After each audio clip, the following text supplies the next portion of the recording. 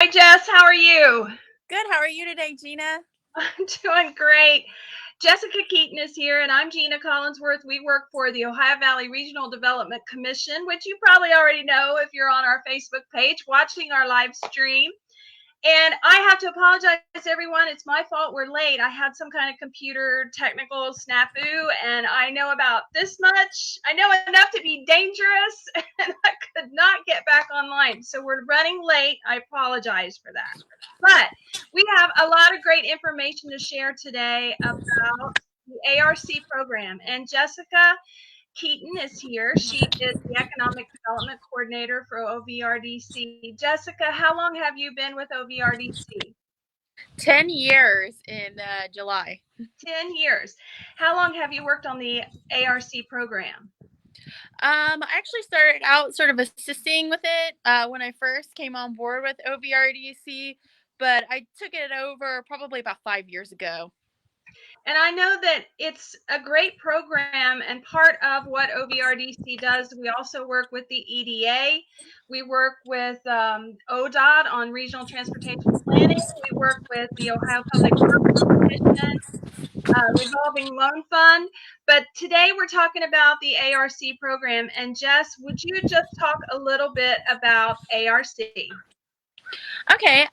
Well, the Appalachian Regional Commission was formed in the 60s in response to the war on poverty to serve the counties in Appalachia because historically we have suffered worse economic development indicators, higher rates of poverty, lower rates of educational attainment, those sorts of things. So ARC came about to sort of help to level the playing field between Appalachia and the rest of the United States.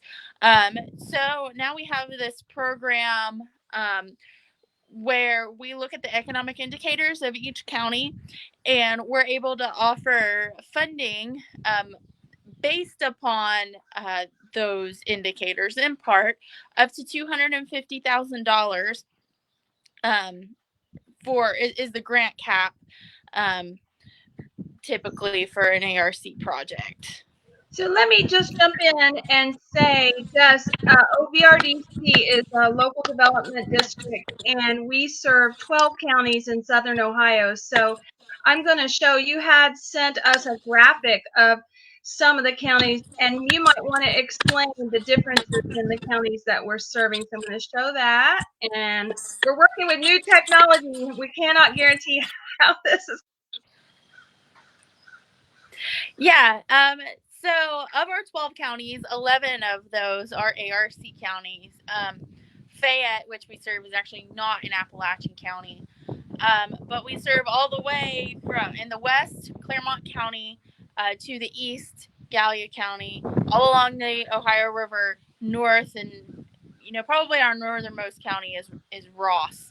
Um, so if you look at the county designation map, each county of our 11 ARC counties has a designation, and that is all the way from attainment, which is a 0% grant rate, to a distressed county, which is an 80% grant rate. We have no attainment counties in our region. However, we have competitive counties in Claremont County, which are eligible for a 30% grant rate. Transitional counties, which are in the middle for economic indicators, and they're eligible for a 50% grant rate. At-risk counties, which are eligible for a 70% grant rate, and distressed counties, which are eligible for an 80% grant rate. And the way that they figure those is to look at the economic indicators across the entire U.S. and in each county. So a distressed county is in the bottom 10% of all U.S. counties for economic health, for example. So we serve 12 counties. We have one county that is part of the distressed designation, right? That's Adams County. Correct, yes. And that would be an 80% project. Mm-hmm. Up to $250,000, unless there is relative significant economic impact for a project, then we actually have the ability to go a little bit higher. But that is on a case by case and year by year basis, really. So I feel like there's a lot of technical information for people. So I want to say at this point, if you're listening, the best thing you can do is reach out to Jessica, to start the ball rolling that way. Definitely, if you have an idea for a project. And I had posted this, Jess, to get questions from people out there in our service area, and we sent out an email, we sent out Facebook. So I do have a few questions that some people wanted to know. And the first one is something that Amanda Lewis from Scioto County, and also Lori McNelly from Scioto County. Lori's a communications coordinator for the Scioto County Board of DD. And Amanda is very active in the nonprofit world and the nonprofit sector. So their question was both the same. They want to know what projects qualify for ARC funding. Well, really, what we're looking for in an ARC project is that there's some sort of economic impact involved. And ARC really doesn't cut off for a certain project type. They're really just looking for the economic component. So ARC is very broad and varied. We've done everything, for example, from funding equipment in libraries, medical equipment, water and sewer projects, road projects, just all over the place. So I would really encourage anyone who has a project idea that has some sort of economic development component and they're interested in ARC to reach out to me, because I'm always willing to talk about individual projects because of the broadness of the ARC program. So, Jess, are you saying then that you don't necessarily have to be a nonprofit to qualify for ARC funding, or do you? I'm sorry, I wasn't sure about that. Well, ARC is open to a number of applicants, labor unions, schools, units of government, nonprofits are certainly included in that. Really, pretty much as long as you're not a private for-profit, you're probably eligible. If you're not sure, again, you can always reach out to me. And if I don't know the answer, I know somebody who does. So we'll find out for you. We've got a great team, don't we? We work with everybody. Speaking of a business, in fact, if you're a business, you can still reach out to OVRDC because of the revolving loan fund. So that would be something. But today we're talking about ARC projects, and we just talked a little bit about what qualifies for funding. And another question came in from Lori. Hers was, what are the requirements for organizations seeking funding for local projects? So what kind of requirements do they have to meet? Really, you just have to meet that economic development requirement and be an eligible applicant. And when I talk about economic development, those sorts of impacts, typically the easiest things to document are jobs retained or jobs created. There are some other ways that you can go about that. It doesn't necessarily have to be any of those direct impacts, because we do understand that there are projects that maybe have a very real and profound yet indirect impact on the economy. So you always want to talk to me about those, and I will always give you advice on, how you can maybe show an economic impact for your project. So when we talk to ARC, the federal co-chair, Tim Thomas, has sent down advice that he has no-go list. He's really just interested in improving the economies in Appalachia.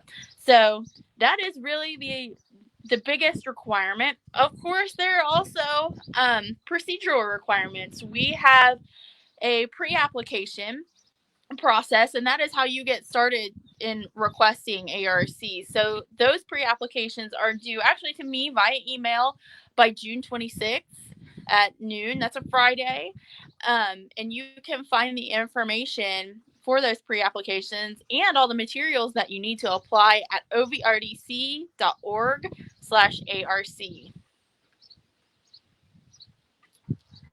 That was a good plug for the website, because a lot of the information that we're talking about today is available on the website. For instance, I know that you have like a pre-application checklist there as well.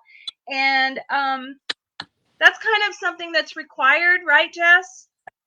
Yeah, so I have got all the required forms laid out there on our website because the easier I make your job, the easier I make mine for reviewing these applications. So I've tried to develop forms, so you most of what you're doing is just filling out information that we really need to make a determination on what kind of project you have. Is it a good fit for ARC?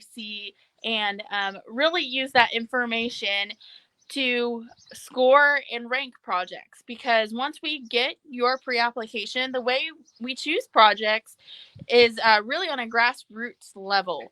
So I have an objective scoring criteria that I go through and see where you score in each category. It might be anything from is your match committed, or how many jobs are you creating, and I just go down my score sheet and do that.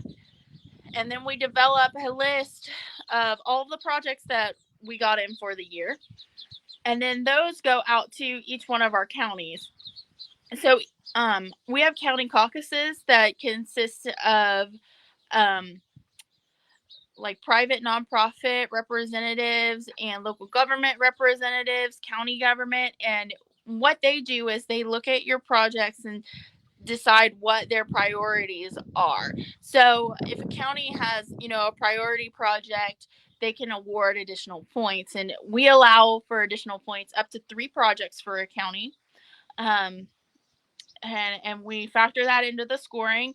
And then once we complete all of that with our counties, we go to our project review committee meeting, and we convene economic development professionals from all 11 of our Appalachian counties, and they come and talk about the projects on that list too. And then that their recommendation is usually approved by our executive committee, and then we just go down the list of our approved funding, or approved projects from 1 to whatever number we get, and we fund them until our funding is exhausted. A great point that you're making is the grassroots. What we do is really at OVRDC, we just facilitate it, don't we? The membership of OVRDC are really the people who are making the projects happen and also prioritizing based on what's good for the region. And I think that's something that I really like about working with OVRDC is it seems like there's very much a great way for the 12 counties to work together as one to make sure that it's all coordinated. So I really like that you made that point. I was going to say, our area that we serve, it covers 6,000 square miles, 171 townships. Mm-hmm. So in the 12 member counties that we have, we have a lot of people that get together, like you said, and for those projects, and then the different committees kind of rank what's important. One thing you mentioned during your explanation was matching funding, and we had a question about that. How does the match funding work? So I don't know if we're down in the weeds yet or what, but someone out there wants to know, how does that work? Right. So with the matching funding, it's really dependent on what your county designation is for those economic indicators. So, like I mentioned before, a competitive county, for example, is eligible for a 30% grant rate. That means if you have a $100,000 project, that's your total project cost, you can apply for $30,000 towards that cost. So if you have a distressed county at 80%, then for that same $100,000 project, you can request up to $80,000. And I think it's really important too to note that through all of the different projects that we do and the different agencies that we work with, sometimes you can get funding from other sources to go with your ARC funding. Is that right, Jess? Yes, ARC plays very well together with most other funders. The only one we really kind of discourage is EDA. They don't really play very well with other funders.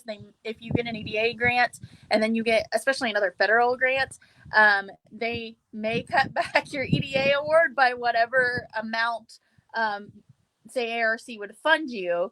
So if you had $1 million project and you ask EDA, for $750,000 and you got a $250,000 ARC grant, they would probably cut you back to $500,000. Just the overlap of that, maybe the agencies are both working toward the same goal. So Right. So we have worked a lot with pairing ARC funds with Ohio Public Works Commission, Ohio EPA, um, the USDA, Army Corps of Engineers, and of course local and other state resources as well. ODOT, all those state resources. I guess yes, OPWC is a state resource.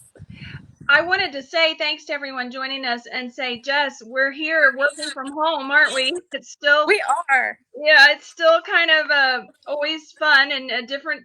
You never know what to expect, especially as far as the broadband thing goes. You know, I live out in the country, and I know you do too, which we love. But sometimes our broadband is not as strong. So ARC definitely has different priorities, and I think broadband is one of their priorities. Is that right for funding? Absolutely. Broadband is a priority. And we're kind of working on some creative solutions with broadband right now. I see a lot of that going on. So if you do have a broadband project, please reach out. I would love to speak to you about it. And, not just ARC, because as Gina mentioned, we work with a lot of programs. If we think that your project is a better fit for another source, we will let you know.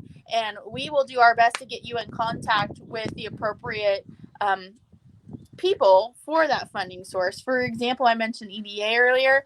Through the CARES Act, EDA has $225 million just to fund projects in the Chicago region, which includes Ohio and 4 other states. So if you have a big project, you may want to reach out to me because I also work on EDA programmatic things. Reach out to us or me, and we can talk and see, is your project really an EDA project? If you need more than $250,000, it may be an EDA project because they have a whole lot more money right now. Yeah, that's a great point. Than ARC does. But ARC is a great fit for your smaller projects, especially, if you're in one of those counties with, unfortunately, a worse designation. So you're at risk in distressed counties, you're going to be eligible for 70 to 80% grant rate. And most of our OBRDC counties are actually at risk counties, so eligible for that 70%. So it's a great fit and very friendly towards nonprofits. That's great. I have a question here about actually the direct impact of COVID from Colin Finn. He's the chief of staff in the Office of Institutional Relations at Miami University, and he's joining us today. He wants to know, how will COVID-19 affect the ability of ARC to provide funding? Well, we have not been advised of any changes with ARC due to COVID-19. However, we don't anticipate any reduction. You can't quote me on that because we never know with government, right? But we have been told there is no anticipation of any cut of any sort. I can't really see that happening either, just because, ARC is really an economic development program, and that's what we need the most right now. I think the only impact really we've seen is the deadlines. They're pushing back a lot of the deadlines, which is a good and OVRDC, we push back our deadline too to make it easier for everyone to get their applications together, because sometimes it can be a little tougher to get a hold of those partners, or that business you may need an equipment quote from, somebody like that, to get your application together. That's right. And then the other thing I was going to say, there is some flexibility, isn't there, Jess, with some of the ARC grants that have been awarded. There's going to be some flexibility as far as shifting over to paying for PPE or some of the COVID-related impacts on our agencies and our applicants and stuff, right? Is that right? Yeah, so if you have an existing grant open with ARC and you've completed your project and have a grant balance left over, and I wouldn't plan for this for any future projects, I would make your scope 100% tailored to what you're trying to do. This only applies to projects that are already open, were awarded in the past. But say you did a water and sewer project for your city and you have $13,000 left over because it came in under bid, you can request through the state alternate who will send it up to ARC Federal to use that remaining funding for COVID response.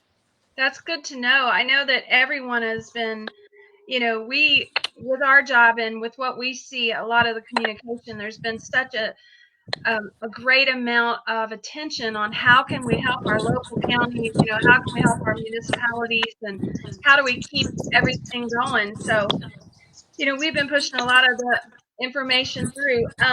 But back to the ARC pre-application, some of the other questions we're getting, could you talk more about how you can tie projects to economic development, even without direct job retention or creation?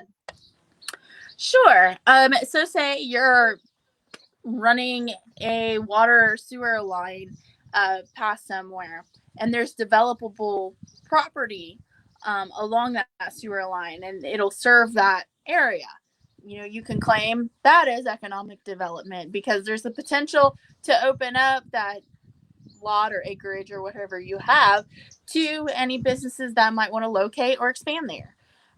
Some other things, if you're doing workforce development of any sort, that's economic development. If you are doing a broadband project and you're providing broadband to people, those households, especially now in the coronavirus economy, you're going to have a lot of people working from home. So find out who's utilizing the internet to work from home, or maybe run a business out of their home. Those sorts of things. I think we're hitting a lot of the questions, and I want to thank everyone for sending questions. This was our first time of trying this, and we're getting it done, Jess. Good for you. Good for you, Gina, because I can't do this on my own. More information, I think. One thing about performance measures. Somebody is very specific about that. They want to know, please talk more about performance measures that you have to show and what outputs and outcomes are. So, with our performance measures for ARC, it's going to vary a lot. Typically, we have outputs and outcomes, and the outputs would be what you are doing, linear feet of infrastructure laid down, whether that's road, water, sewer, whatever. How many businesses are you serving would be an output. And then a lot of outputs and outcomes come in pairs. So the paired outcome to that would be how many businesses are actually improved. So say, you're doing some sort of workforce development project, and, you're offering a service to help increase soft skills for people. How many businesses, could potentially take advantage of that? Those would be your businesses served. And then how many are actually going to, benefit from it? So that would be your businesses improved, things like that. And we can talk more about outputs and outcomes on a case-by-case basis. If you call me and talk to me about your project, and I can walk you through, what are the appropriate performance measures for your particular project.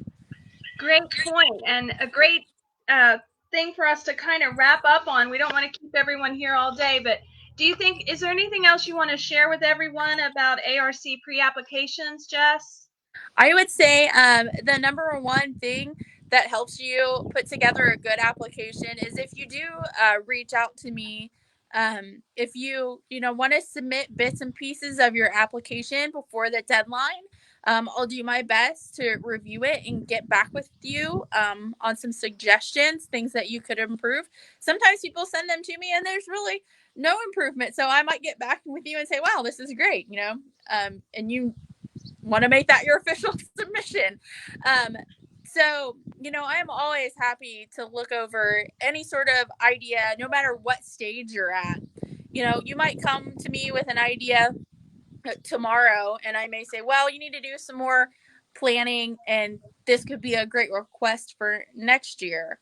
So I really don't like to waste anybody's time either, because I know especially now, everybody's time is so valuable, and I will never send you on a wild goose chase spinning your wheels for no reason.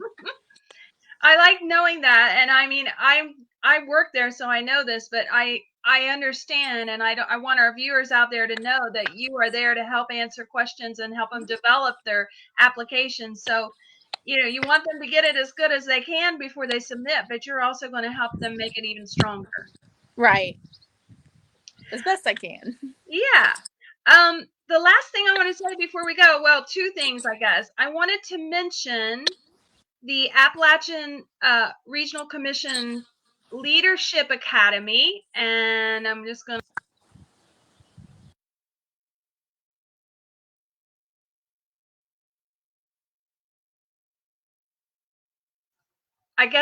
if you know of anyone in the region who is a leader, and we have a lot of great leaders in Southern Ohio who would want to apply for the Appalachian Leadership Academy, the deadline is June 1st, and you can go to their website for that. And I want to definitely encourage everybody out there, if you can, to please take advantage of getting into the Leadership Academy. At least submit your application, because we have great things happening in Southern Ohio, and it's good to have that kind of network where we would be able to network with the rest of Appalachia. And then, Jess, the other thing we probably ought to mention before we go is how important it is for everyone to reply to the census. Absolutely. Yeah, and now's the time. I mean, you might be getting it in the mail, or you might be able to go online and fill out the census. But just say briefly, why do we want everyone to fill out their census form? Actually, it's very important, even from an ARC standpoint, to fill out the census, because they're digging the data they use for their economic indicators. The census is one of their big resources. So we actually have had counties come back and say, well, our indicators are worse than what we've been deemed by ARC. We saw this happen the last census. There's a couple year lag, while they process all that data. 328 million people. That's a lot of information to go through.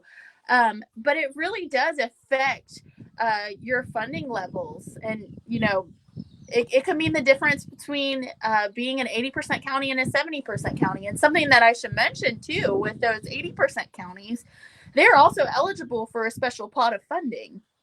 So ARC has 3 different programs. We have Access Road, which of course is for roads that are particularly serving economic development in some form. There is the Area Development Program, which is really the bread and butter program that you're going to see most projects funded under.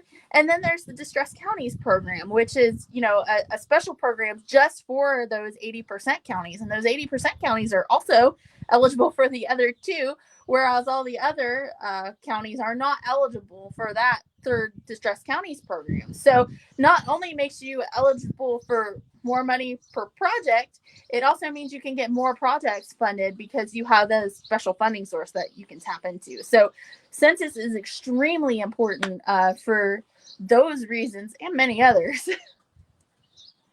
Absolutely. And, we are always talking about it. It's like, have you filled out your census form? And I think a lot of people just don't understand the importance of it. They think, well, that's something I don't have time for. But it is so important to be counted, especially in our region, for things like ARC funding and, like you mentioned, with the designation for the county. Well, we have definitely been on here for 30 minutes, and we got started a little late, but we want to thank everybody for joining us. And Jess, will you do this again? I think it was helpful. Sure. So thanks, everyone. We'll see you the next time we're here. And we just want to say from everybody at OVRDC to keep working in Southern Ohio and get those projects into Jess, or call her soon. Your email, Jess, is J Keeton with 2 E's. K-E-E, not K-E-A, K-E-E-T-O-M. That's right, at ovrdc.org. You can check out our website, ovrdc.org, for our email and our phone number. We're back to work starting June 1st. We're going back to the office, aren't we, Jess? Yep. And I won't have to contend with the wind. I think the storms are blowing in for the day. They are. So from everybody at OPRDC, we just want to say thanks for joining us, and we'll see you next time. Thank you. Bye, all.